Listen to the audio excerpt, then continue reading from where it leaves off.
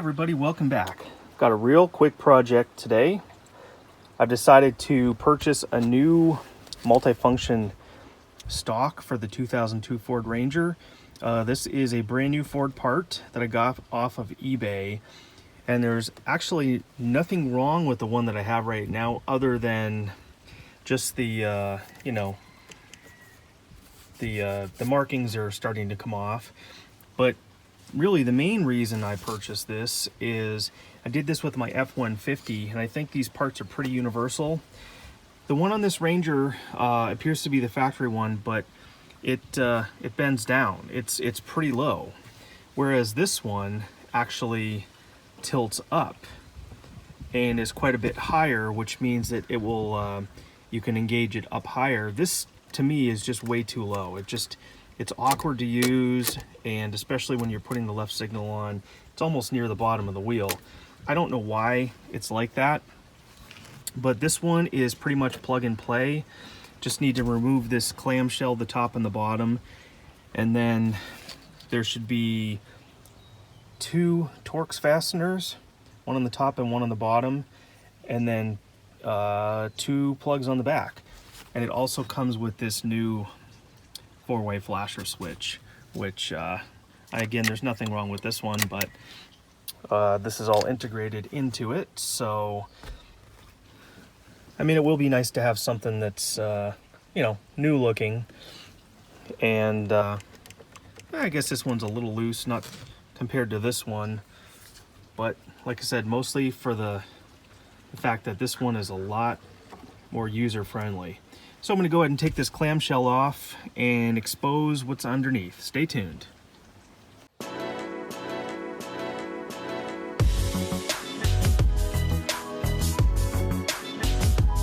Okay, underneath here you can see there are this looks like 1, 2, and 3 Phillips head screws, which I will go ahead and remove right now. Sorry, it's hard to do this crouched under here with just one hand. So anyway, I'm going to go ahead and remove these, open up the clamshell,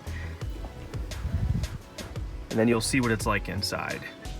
All right, one problem that I encountered, this truck does not have a tilt wheel, which means that if it had a tilt wheel, you could tilt the whole thing down and this thing would release a lot easier. But right now it's being caught on this gauge bezel right there. So I'm gonna go ahead and remove these fasteners. Looks like there's 3. I'll take this out, which should then in turn free this. And that's okay, because I've been meaning to remove this anyway, because there's some dust and debris and stuff back there. It'll give me a chance to clean it. So not sure what size socket that is right now, but I'll find out. All right, well, this has turned into, of course, a bigger production than I thought it would.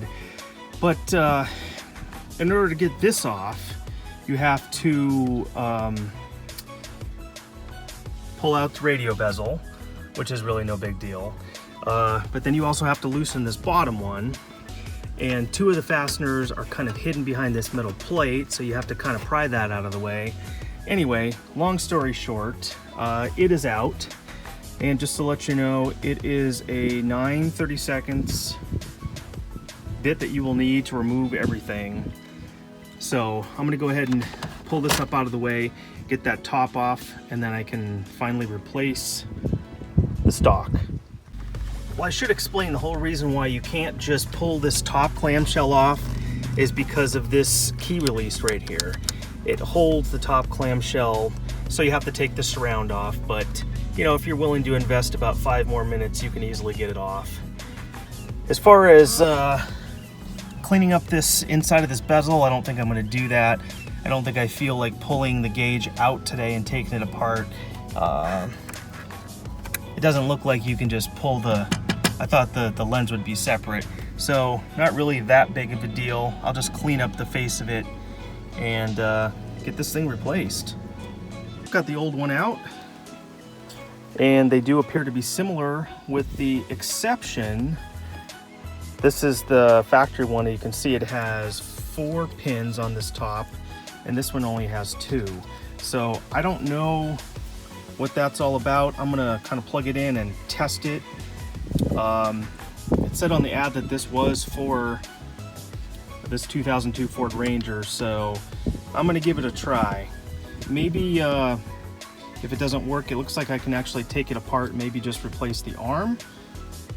But I don't know, I don't really want to have to do that, so we'll see if it works. All right, something I just noticed here on that pin, and the wind's kicking up, I apologize if it's windy.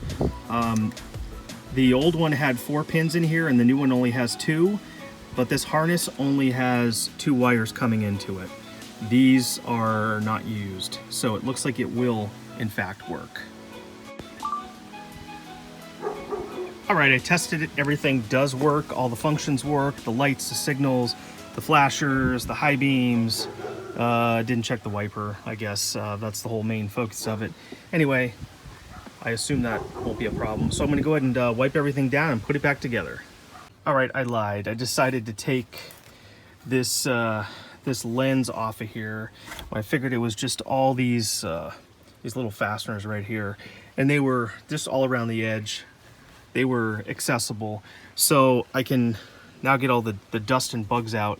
I'm actually gonna polish this. I think I've got some plastic polish, so I might as well. Hey, it's all back together, and I'm happy to report that everything does work as intended.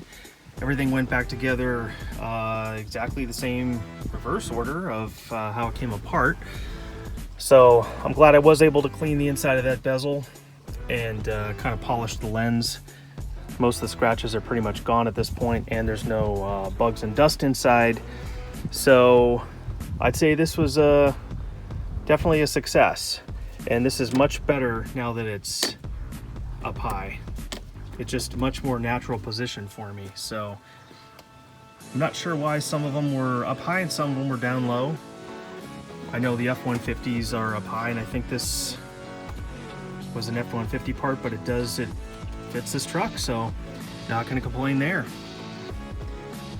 Anyway, one more project done. I definitely appreciate you taking the time out of your day to watch this video. Let me know if you have any questions, and I hope you consider subscribing because I have lots more videos coming for all of my cars. And as always, thanks for watching. Catch you on the flip side. Good day, sir!